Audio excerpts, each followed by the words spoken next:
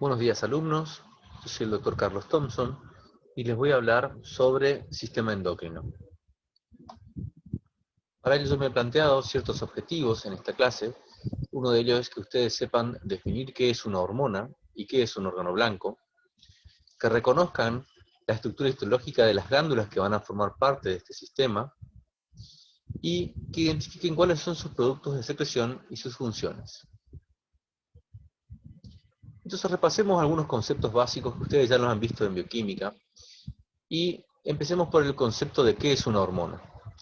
Es un mensajero químico que es secretado por las células del sistema endocrino y que son volcadas a la sangre, ya que no son liberados a través de conductos, sino que directamente son descargados a la sangre para que viajen a través de ella hasta su célula o su órgano blanco. Y el mecanismo de acción de una hormona va a depender de su estructura química. Así es que vamos a ver que hay hormonas que son derivados de proteínas, o son derivados de aminoácidos, o son derivados lipídicos, pertenecientes a moléculas de esteroides. ¿Qué es un órgano blanco? Se denomina así al tejido u órgano que es afectado específicamente por una hormona. Y en consecuencia, célula blanco es la célula que es afectada por la hormona. Yo le dije a ustedes que las hormonas podían clasificarse químicamente en derivadas de esteroides, como son compuestos derivados del colesterol. Son secretados, por ejemplo, por las células que se encuentran en los ovarios. Son las hormonas progesterona y estrógeno. O pueden ser secretados también en los testículos, y ahí estamos hablando de la hormona testosterona.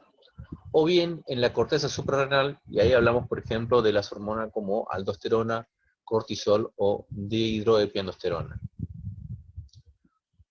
Pueden ser derivados de pequeños péptidos, o proteínas o glucoproteínas, como son las que se secretan a nivel del hipotálamo, en la adenohipófisis, en la paratiroides, en el páncreas, en el sistema enteroendocrino y en el sistema cardiovascular respiratorio.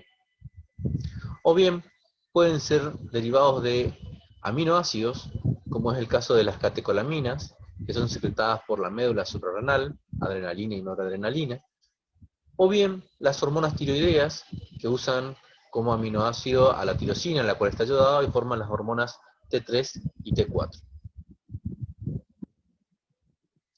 ¿Cómo está compuesto este sistema endocrino? El sistema endocrino va a estar formado por células endocrinas aisladas, por tejidos endocrinos y por glándulas endocrinas. ¿Cuáles son esas células endocrinas aisladas? Las que vamos a encontrar, por ejemplo, formando parte de las glándulas del sistema enteroendocrino, encargadas, por ejemplo, en el estómago de secretar una hormona que se llama gastrina, ¿sí? La célula G, o bien células que se pueden encontrar a nivel del riñón, encargada de la función de secreción de hormonas, como por ejemplo es la estructura del aparato yuxtaglomerular, encargado de producir la renina, u otra hormona que se produce en el riñón, por ejemplo la eritropoyetina. Células que se encuentran en el sistema cardiovascular y respiratorio, por ejemplo a nivel del aparato cardiovascular nosotros vamos a tener el factor natriurético auricular. Células neuroendocrinas, son todas células que se encuentran dentro de órganos y que tienen una función endocrina de por sí. Mientras que los tejidos endocrinos, ya estamos hablando acá de agrupaciones celulares que forman una estructura, un tejido, dentro de un órgano. Y es el caso del islote de Langerhans, que se encuentra a nivel del páncreas, encargado de producir la insulina, el glucagón, somatostatina. Los folículos y el cuerpo lúteo del ovario, que recién decíamos producían la progesterona y los estrógenos. El tejido intersticial del testículo, formado por esas células de Leydig que se encuentran en agrupaciones, encargadas de producir la testosterona. Pero de lo que nosotros vamos a hablar son de las glándulas endocrinas. Fundamentalmente vamos a hablar de la glándula hipófisis, de la tiroides, la paratiroides y la suprarrenal. Y vamos a dar un breve repaso de lo que es la glándula pineal, ya que no cumple una función de gran importancia en nuestro organismo. ¿Cómo se forma una glándula exócrina y una glándula endocrina? Ustedes recordarán, en el primer trabajo práctico, teníamos un epitelio, el cual asentaba sobre una membrana basal, y por debajo de él encontrábamos tejido conectivo. ese epitelio iba a hacer una invaginación, se iba a meter hacia el tejido conectivo acompañado por la membrana basal, y aquí podía ocurrir un par de cosas. Que mantenga relación con la superficie y forme una glándula exócrina, o bien que ese acúmulo celular pierda contacto con la superficie epitelial y se relacione con los vasos sanguíneos y allí forme lo que es una glándula de tipo endocrina. Yo les dije a ustedes que nosotros íbamos a hablar de estas glándulas endocrinas y la principal de la cual debemos hablar es la glándula hipófisis. Esta glándula hipófisis tiene un doble origen embriológico. Ahora les voy a explicar bien, más allá de que ustedes van a tener una clase sobre embriología del sistema endocrino. Pero esta glándula va a estar formada por dos lóbulos. Un lóbulo posterior, de origen nervioso, y un lóbulo anterior, que abraza a este lóbulo posterior. Este lóbulo posterior mantiene contacto con una estructura del sistema nervioso, con el cerebro, a través de esta estructura que es el hipotálamo.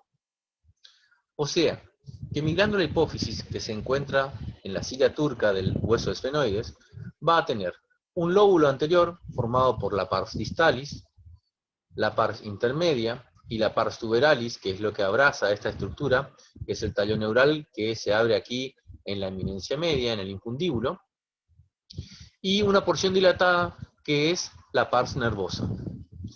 Y guarda relación a través de esta estructura con el hipotálamo. Entonces, cuando yo voy a estudiarlo, veo acá en este esquema nuevamente, esto que está en amarillo correspondería a lo que es el hueso esfenoides, la silla turca, ¿sí? Y va a tener una pars distalis, la cual va a estar muy irrigada, una pars intermedia, que es lo que se ve aquí en color rojo, y una pars tuberalis. Eso es todos los elementos o componentes de lo que se llama adenohipófisis. Mientras que la neurohipófisis va a estar constituida por la pars nervosa y el tallo neural hasta el receso infundibular, relacionándose por arriba con lo que es el hipotálamo. Pero ¿cómo se forma? Para hacerlo sintético, más allá de que ustedes van a tener, como les dije en su clase, van a tener, ustedes esto que están viendo aquí, es una imagen de lo que es la parte cefálica del embrión. Esto sería lo que es la boca primitiva, esto es el tubo neural, y van a ver que del techo de lo que es la cavidad bucal primitiva, se va a formar esta estructura de color rojo, que es una estructura que se va a invaginar y meter en el tejido mesenquimático que está alrededor, y se denomina bolsa de Rathke. Por otro lado, del piso del tubo neural, del neuroectodermo, se va a producir también una invaginación que va a ir a ponerse en contacto con esta estructura de la bolsa de Rathke. El tejido mesenquimático que rodea a estas dos estructuras va a terminar transformándose en tejido óseo y formar el hueso esfenoides, y haciendo que al cerrarse pierda contacto esta estructura que es esta bolsa de Rathke con lo que era su origen, que era el techo de la orofaringe, quedando conformada de esta forma: el hueso esfenoides formando la silla turca, y en su interior esta estructura que viene de lo que es el piso del tubo neural, que va a formar el hipotálamo, el receso infundibular y la pars nervosa, o sea, todo lo que es el lóbulo posterior de la hipófisis, y por otro lado lo que era originariamente lo que era la bolsa de Rathke, va a formar todo lo que es el lóbulo anterior de la hipófisis, o sea, la pars distalis, la pars intermedia y la pars tuberalis, que es lo que abraza a este proceso infundibular. Cuando nosotros vamos a estudiar la estructura histológica, vamos a ver que si estudio primero lo que es la adenohipófisis, y más específicamente la pars distalis, y hago un corte y observo los tipos celulares que voy a encontrar allí, voy a ver que fundamentalmente los podemos clasificar en base a la extinción de hematoxilina eosina en dos grupos. Células que se tiñen su citoplasma por la cantidad de gránulos que tienen en su interior, y a esas las llamamos cromófilas, las cuales se encuentran en un 50%, y células las cuales su citoplasma es muy pálido, prácticamente no se tiñe, entonces se las llamó cromófobas, y se relaciona a que no tienen cantidad de gránulos en su interior. Probablemente sean las cromófilas las que ya se han degranulado. Esas cromófilas, a su vez, por la tinción de hematoxilina eosina, vuelven a clasificarse en dos grupos. Las que tienen su citoplasma de color basófilo, se llaman basófilas, y son las que se encuentran en un porcentaje del 10% aproximadamente, de ese 50% que quedaba, mientras que las acidófilas tienen más intensamente su citoplasma con la eosina y se encuentran en un 40%. Estas, las acidófilas, son las encargadas de secretar dos hormonas. Cada una de estas hormonas es secretada por células diferentes, no es que las acidófilas liberan las dos. Pero para poder identificarlas, tenemos que hacer técnicas de inmunohistoquímica para poder diferenciar bien cada una de las células acidófilas que liberan estas hormonas. Una de las células acidófilas va a liberar una hormona que se llama prolactina, que es la encargada de actuar sobre la glándula mamaria para que empiece a producir leche. Funciona fundamentalmente durante el momento del embarazo y en la lactancia. Mientras que otras de las células acidófilas, vía hormonas de crecimiento, vía somatomedina, va a producir una hormona que es la hormona de crecimiento, la cual va a actuar sobre el tejido adiposo, sobre el músculo, sobre el hueso, favoreciendo al crecimiento. Estas son las que hay en mayor cantidad, las acidófilas. Las basófilas, que se encuentran en un 10%, van a producir otros tipos de hormonas.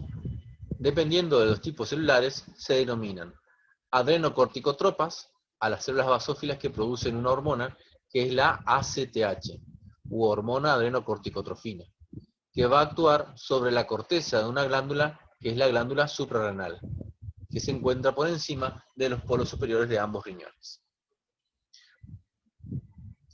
Otra de las basófilas va a producir una hormona que es la TSH, o hormona estimulante del tiroides, que son las tirotropas, que van a ir a actuar sobre la glándula tiroides, sobre las células foliculares de los folículos tiroides, para que empiecen a producir sus hormonas, que son la T3 y T4. Y luego voy a tener otro tipo de células basófilas, que son las gonadotropas, que van a producir dos tipos de hormonas, que son la FSH, o hormona estimulante del folículo, y la LH, o hormona luteinizante. Estas hormonas van a ir a actuar, dependiendo si es hombre o mujer. La FSH en el testículo va a favorecer a la espermatogénesis, o sea, la formación de los espermatozoides. Mientras que la LH, o luteinizante, va a favorecer a la secreción de andrógenos por las células de Leydig. La FSH en el ovario ayuda al desarrollo de los folículos ováricos para prepararlos al momento de la ovulación, mientras que la luteinizante es la que va a producir o favorecer a la ovulación y a la formación del cuerpo lúteo para la producción de progesterona.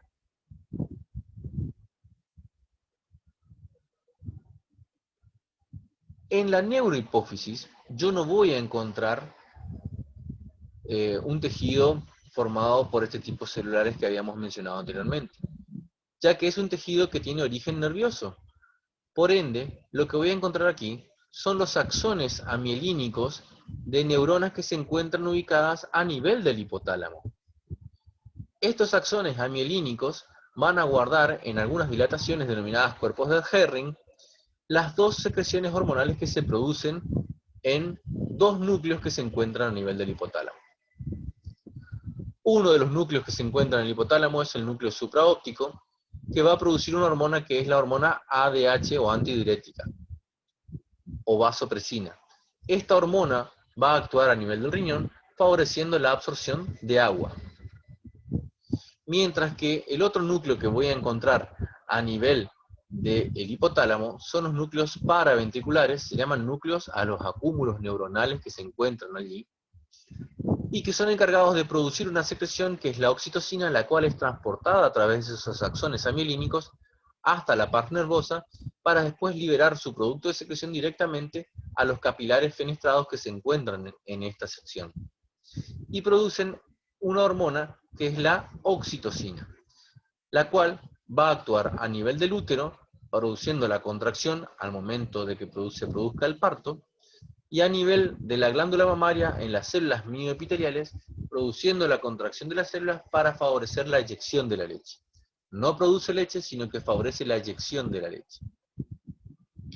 Y todas estas hormonas que se producían en la pars distalis van a estar reguladas por un grupo de neuronas, un núcleo de neuronas que se encuentran también en el hipotálamo y que tienen sus axones que van a transportar su secreción hasta un plexo capilar, que son las encargadas de estimular o inhibir la secreción de las células cromófilas. Y van a ser transportadas su secreción a través de este plexo venoso, que va a transportar hasta nuevamente la parte distalis, donde se vuelve a vascularizar, y ahí entonces estamos hablando de un sistema portavenoso, que es el que va a formar el sistema portal hipotálamo hipofisario, que les voy a mostrar mejor en esta imagen. Aquí tenemos el cerebro, ¿sí? La hipófisis en relación con el hipotálamo, y acá está el cerebelo, el tronco, y ven que, nuevamente aquí en el esquema, esto sería mi hipófisis, mi adenohipófisis y mi neurohipófisis, y yo le decía que había un grupo de células, un núcleo, que se llama tuber cinereum, que son fibras neurosecretoras que son encargadas de producir los factores liberadores de la secreción de la adenohipófisis, que tienen sus prolongaciones axonales que van a llegar a este plexo capilar primario, que luego se continúa con vénulas poscapilares, las cuales se reúnen para formar un vaso hipotálamo hipofisario, un vaso portal venoso, que lo correcto sería que se continúe con un vaso venoso de mayor calibre, pero aquí, ¿qué es lo que hace? Se vuelve a capilarizar dentro de la adenohipófisis para llevar así la secreción que se produjo aquí a todas las células cromófilas que se encuentran en la adenohipófisis, y de esa forma formar un plexo secundario, un plexo capilar secundario venoso, para poder después recoger la sangre con las hormonas producidas por estas células. La hormona de crecimiento, la ACTH o adenocorticotrofina, la tirotrofina, la folículo estimulante, luteinizante y prolactina. Mientras que los de los núcleos paraventricular y supraóptico van por otro plexo que directamente está irrigando a la pars nervosa. Ustedes van a tener dentro del organismo 3 sistemas portas. Este es uno, y que es un sistema portavenoso. El otro sistema portavenoso lo van a tener a nivel de lo que es la vena porta en el hígado, ¿sí? Con lo que se va a formar justamente de lo que va a traer la sangre desde los intestinos. Y por último tienen un solo sistema porta arterial, que es el que se encuentra a nivel renal. ¿Qué van a observar ustedes cuando vean un preparado de glándula hipófisis? Si observan la adenohipófisis teñido con técnica de hematoxilina eosina, van a ver que van a encontrar células, como les decía yo hoy, que no se tiñen, que son estas que están viendo acá, donde tienen el núcleo bien teñido, pero su citoplasma es pálido, a comparación de otras células que sí se tiñen su citoplasma, y entonces estas son las cromófobas, las que no se tiñen, mientras que las que se tiñen son las cromófilas. Y ahí tenemos dos tipos, las basófilas y las acidófilas.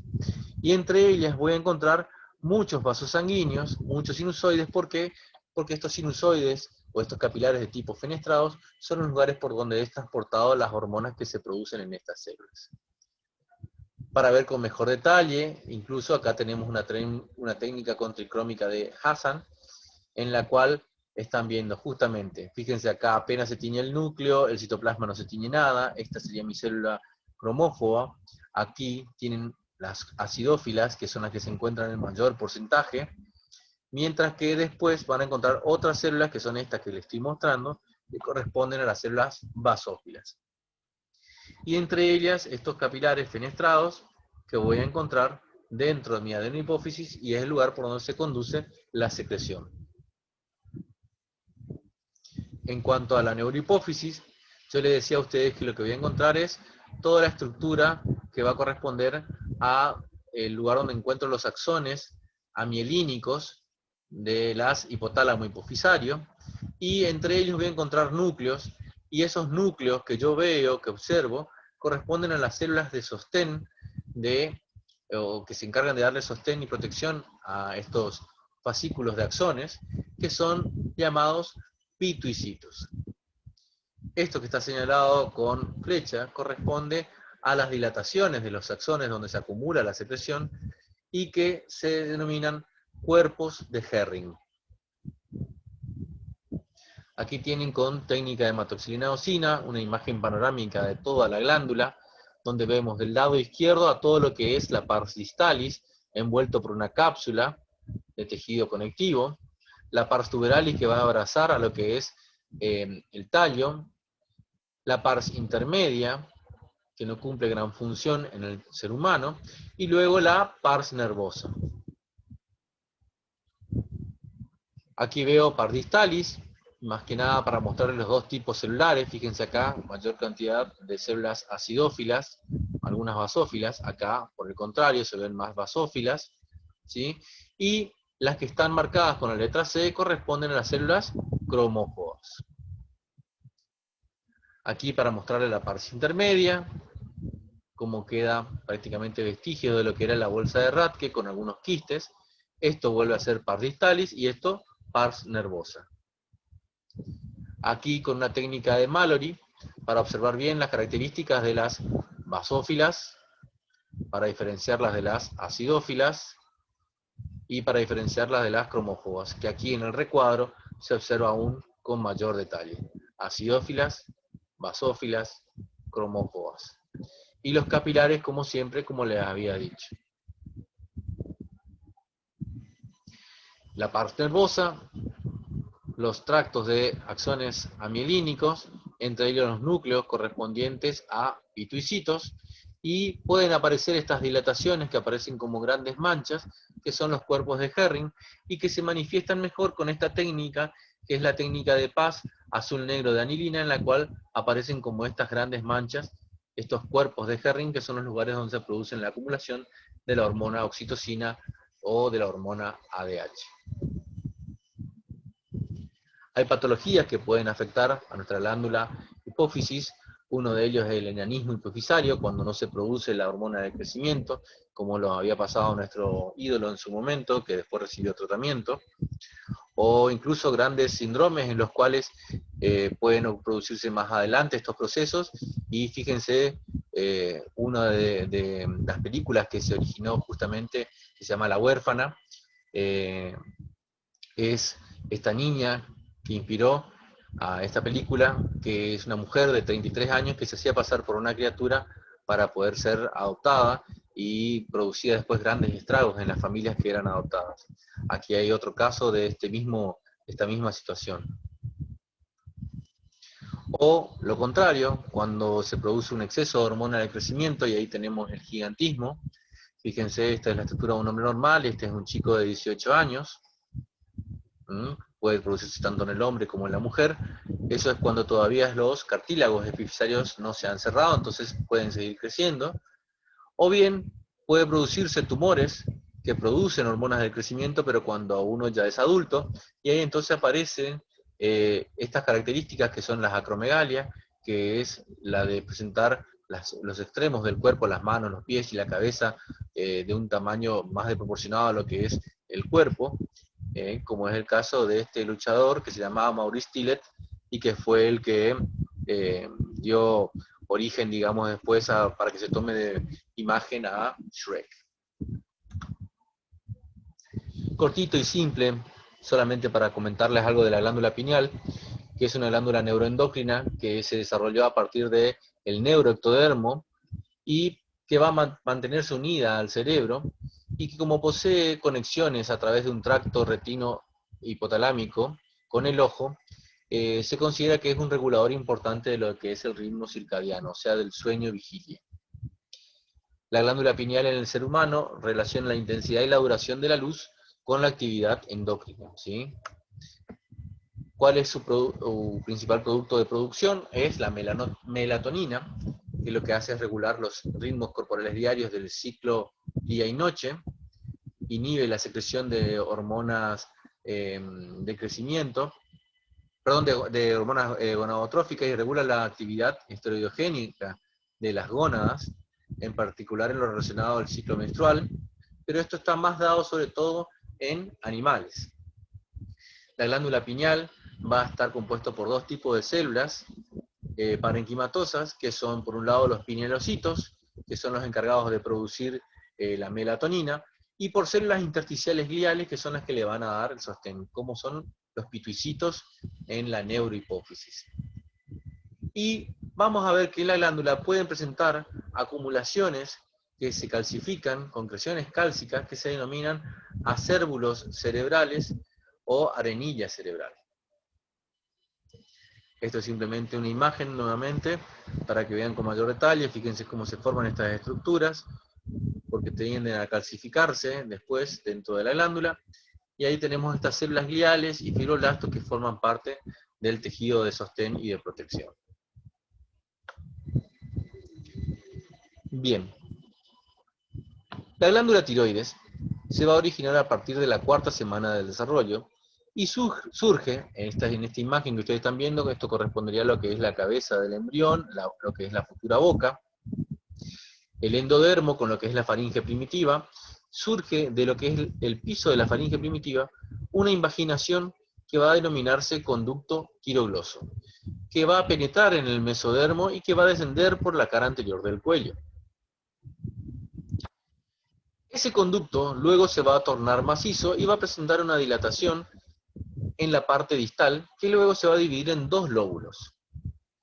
Ese cordón macizo se empieza a fragmentar y pierde contacto con lo que era la parte del piso de la boca, y estos dos lóbulos siguen descendiendo para ubicarse en la cara anterior de la tráquea.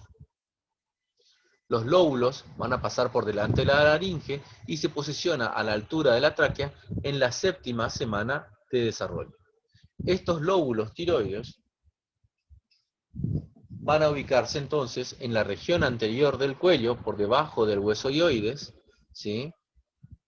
Y a ambos lados de los paquetes, van a tener como relación a ambos lados los paquetes vasculonervioso del cuello, y se va a ubicar por delante de lo que es la laringe y la tráquea. Va a estar conformado por dos lóbulos, uno derecho y uno izquierdo, que van a estar unidos a través de un istmo, y en el borde superior del istmo puede presentar un tercer lóbulo que se denomina lóbulo piramidal. Va a estar cubierto por una cápsula de tejido conectivo, y si yo tomo un fragmento de la glándula y la observo con microscopía, voy a ver que el parénquima de la glándula va a estar formado por estas estructuras que se denominan folículos tiroides. Son estructuras circulares, saculares, que van a estar revestidas por un epitelio de tipo cúbico simple, y la luz va a estar llena de un líquido gelatinoso que recibe el nombre de coloide, donde voy a encontrar una proteína que es la tiroglobulina. Aquí están viendo una imagen con microscopía electrónica de barrido, en la cual se pueden ver esas estructuras que parecen esferas, que tienen todas estas células, que son las células foliculares, y en su interior se encuentra esta estructura rosada, que es el coloide. Ahí ven un folículo tiroideo, otro folículo tiroideo, y revestidos por este epitelio de tipo cúbico simple, el cual va a estar conformado por dos tipos celulares: células foliculares y células parafoliculares. Las células parafoliculares tienen un origen embriológico diferente. Se originan a partir de la cresta neural. Ustedes van a ver que esas células parafoliculares van a estar ubicadas por dentro de la membrana basal, pero no están en relación a la luz del folículo. Estas células foliculares, por otro lado, son las encargadas de producir las hormonas de la glándula tiroides T3 y T4, mientras que las células parafoliculares producen otra hormona, que es la hormona calcitonina. Acá, visto a mayor aumento, les estoy mostrando todas estas células que están viendo aquí, que son las células parafoliculares. Y entre ellas se ven células de un epitelio plano que corresponden justamente a los vasos sanguíneos que están rodeando a cada una de estas estructuras como están en el esquema.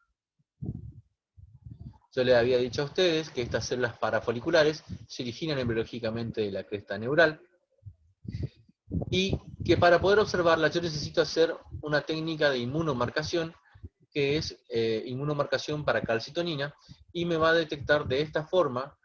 ¿Y por qué es esto? Porque justamente las células C o parafoliculares son las encargadas de producir esta hormona que es una hormona hipocalcemiante.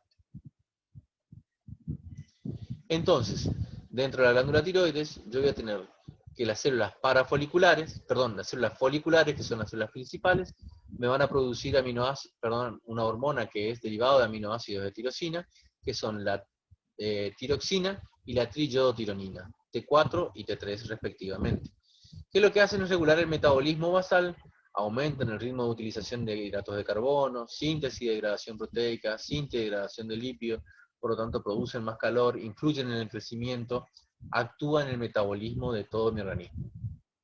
Mientras que las células parafoliculares producen un polipéptido de 32 aminoácidos que es la calcitonina, que lo que hace es inhibe la reabsorción ósea y estimula la absorción de calcio por los huesos, por lo tanto es una hormona hipocalcemiante. Para resumen nuevamente entonces, las foliculares, T3 y T4, hormonas que regulan el metabolismo basal del organismo, mientras que las parafoliculares, la calcitonina, que lo que hace es regular el metabolismo del calcio y más específicamente producen hipocalcemia. Hay patologías que afectan a la glándula, algunas de ellas pueden ser con aumento del tamaño de la glándula, y a eso se denomina bocio. En rojo está la tiroides normal, en azul la tiroides enferma, que está agrandada, y que produce este agrandamiento en la región anterior del cuello, y a veces puede ser ese agrandamiento acompañado de hiperfunción de la glándula, y entonces va a producir esto que se llama hipertiroidismo o enfermedad de Graves, en la cual cursa con agrandamiento de la glándula tiroides, con exoftalmía, que es esta protrusión de los globos oculares, intolerancia al calor, ansiedad, nerviosismo, temblores, mientras que lo contrario sería el hipotiroidismo, el cual puede cursar con disminución de la glándula o simplemente con glándula normal, en la cual van a tener baja producción de hormonas tiroideas, y en esa forma entonces el paciente tiene más tendencia a la somnolencia, intolerancia al frío, están más lentos sus pensamientos.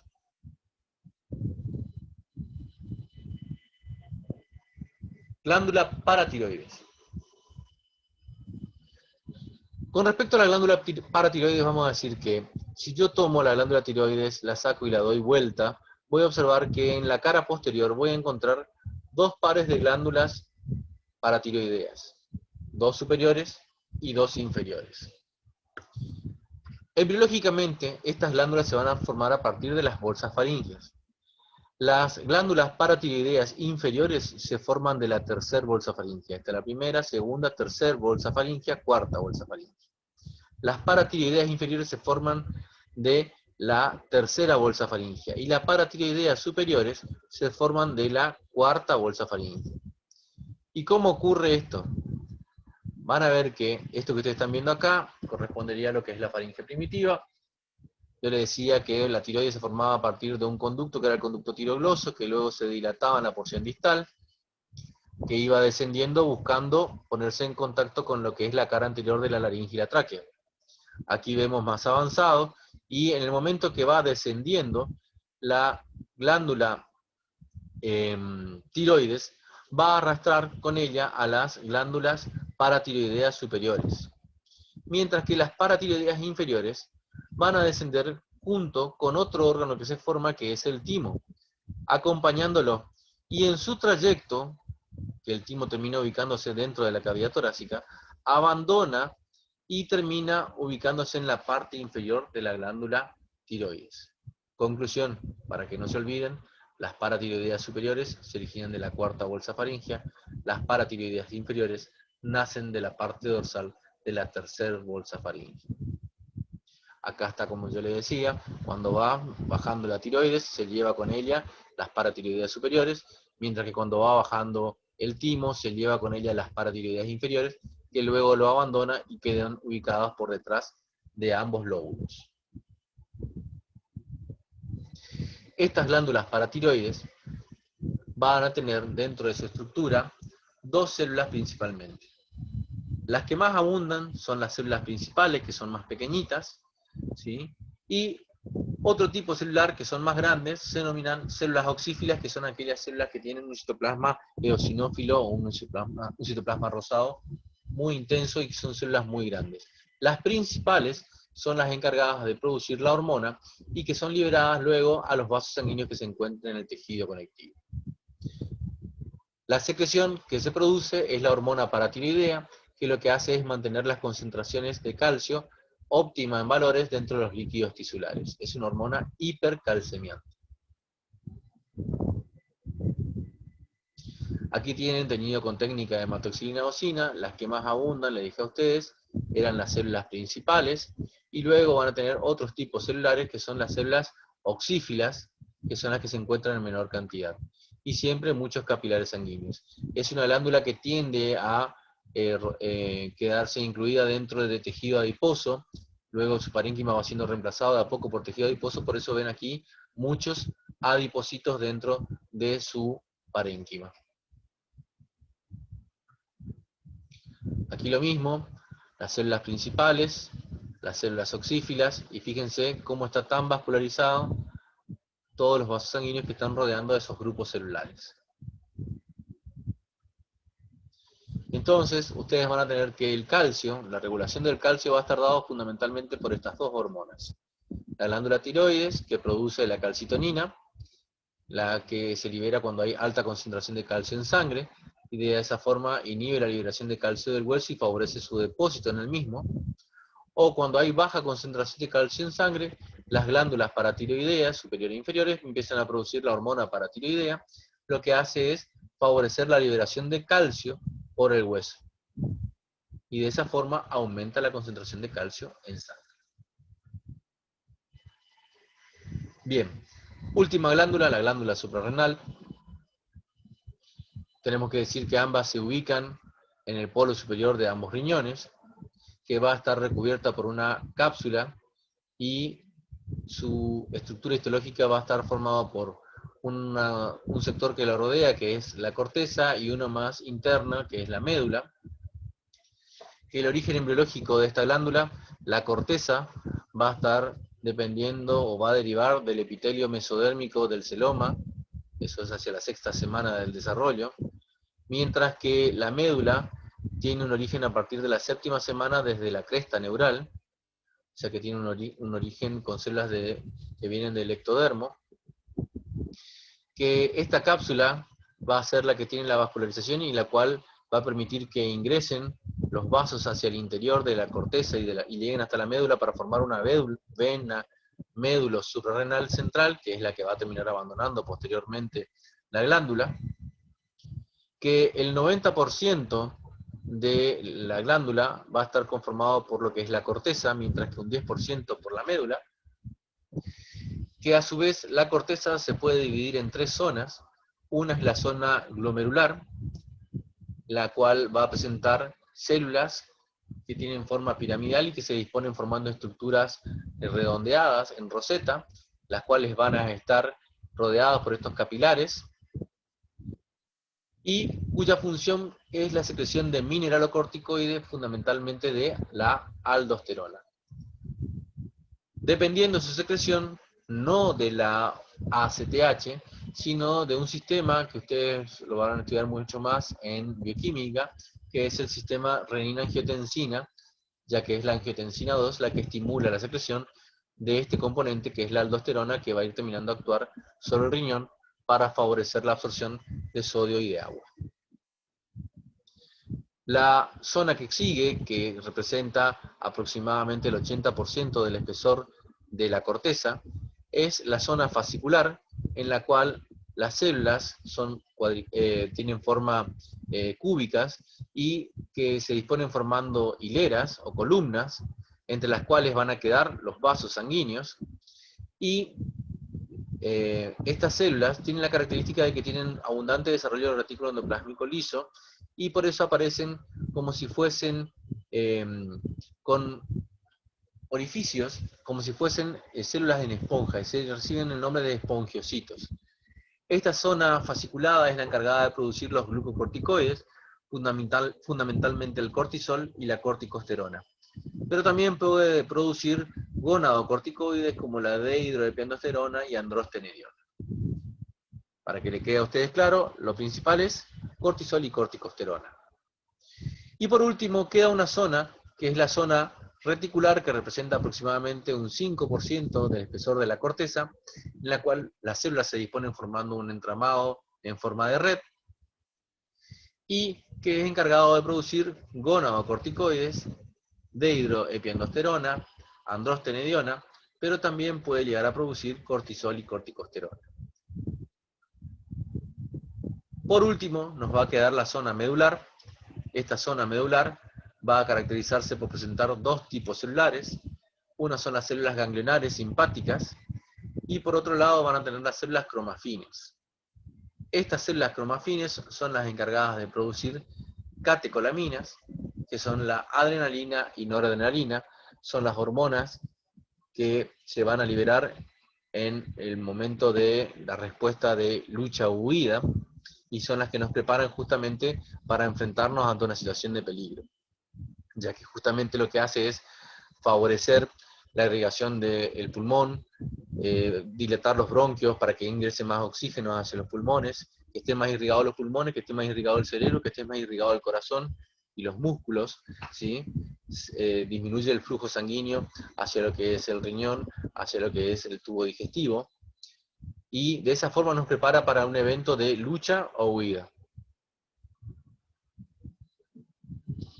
Entonces, cuando ustedes vayan a ver la estructura histológica, van a ver, entonces, la cápsula, tenida acá con una técnica de tricrómica, los vasos sanguíneos que están rodeando la cápsula y que son los que van a permitir que ingresen después los capilares hacia el interior, toda la zona que corresponde a la corteza, que va a tener una zona que, le decía yo, en un 15% representa a la zona glomerular, luego un 80% a la fasciculada, donde se produce el cortisol, y por último un 5% para la zona reticular, donde se producen los andrógenos débiles.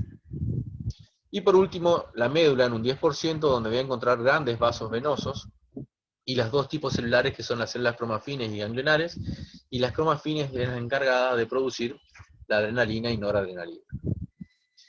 A mayor detalle entonces, la cápsula de tejido conectivo, las células dispuestas formando estructuras en roseta, que esta es la zona glomerular, donde se produce el mineralocorticoide de aldosterona, y entre ellas los sinusoides capilares. Luego viene esta zona fasciculada, donde yo le decía que las células, prácticamente por la riqueza de retículo endoplásmico liso y la cantidad de lípidos que tiene en su interior, desaparece su contenido y quedan como si fuesen esponjas, y se llaman entonces espongiocitos, y entre ellos los sinusoides, que son los encargados de recoger la hormona que se produce en esta sección, que son el cortisol. Y por último, la zona reticular, donde voy a encontrar las células que van a formar este sector, que encargadas de producir la dehidroepiandrosterona y androstenediona, encargadas de liberar esa secreción directamente al torrente sanguíneo de estos capilares que se encuentran a este nivel. Por último, la médula suprarrenal, donde yo le decía que encontraba grandes vasos venosos, porque ya aquí ya se están juntando todos los capilares posvenulares para poder después salir de la glándula, donde voy a encontrar tipos celulares que son las células estas muy grandes, que son las células ganglionares, ya que son neuronas apolares, no tienen axones ni dendritas, son ganglionares simpáticas, y por otro lado estos otros tipos celulares que corresponden a las células cromafines, encargadas de producir la adrenalina y noradrenalina. Muy bien, esta es la bibliografía que se utilizó para este tema, espero que le haya servido, y la idea del teórico es que sea una clase guía para que después ustedes puedan ir y profundizar cada uno de los conocimientos que le di con más detalle en cualquiera de estos textos que están muy bien explicados. Muchas gracias.